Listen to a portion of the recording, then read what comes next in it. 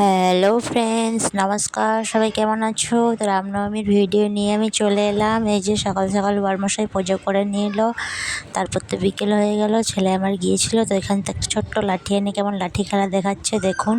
তারপর আমরা সবাই রেডি হয়ে চলে গেলাম যেখানে খেলা হচ্ছিলো লাঠি খেলা, তো সেইখানে গেলাম। এই বছর নতুন মেয়েরাও লাঠি খেলছিল, তো সেটা ভিডিওর মধ্যে আছে। ভিডিওটা একটু স্পিড করে দিয়েছি কেন অনেক লম্বা হয়ে যাচ্ছিল তাই।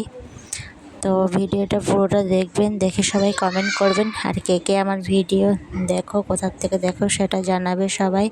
আর আমার ভিডিও কেমন লাগে অবশ্যই বলবেন সবাই। আর ভিডিও ভালো লাগলে অবশ্যই একটা লাইক করে দেবেন। সবাই পাশে থাকবেন। সবাইকে অনেক ধন্যবাদ আমার ভিডিও দেখার জন্য, লাইক কমেন্ট করার জন্য। তো এইভাবে লাঠি খেলা হচ্ছিল। তো আমাদের রামনবমীটা এইভাবেই কাটে, খুবই আনন্দ লাগে। রামনবমীর সময় কোথাও যেতে ভালো লাগে না, আমাদের এখানেই ধুমধাম হয়। তো এই যে লাঠি খেলা হচ্ছিল, আর এখানে চোখ বেঁধে কাটালও কাটা হয়, তো সেটাও ভিডিওতে আছে। এই ভিডিওতে অন্য ভিডিওতে আছে, পরে আবার ছাড়বো। আর এই যে দেখুন বজরংবলীর কাছে আমার ছেলে দাঁড়িয়ে আছে, ফটো তুলছিল।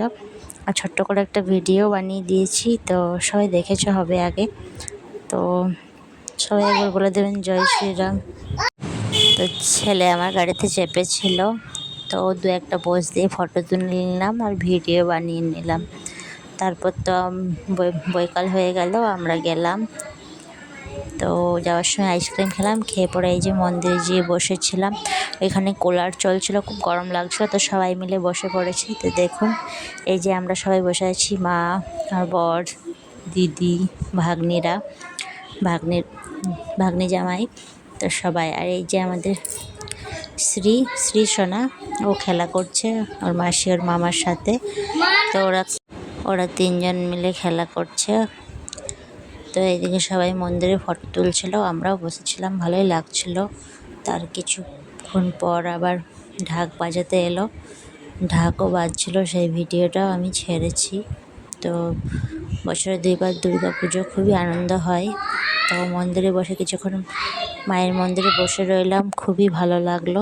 তো এই দেখুন ঢাক বাজিয়ে যাচ্ছে, তো সেটারও ছোট্ট করে একটা ভিডিও বানিয়ে নিয়েছি।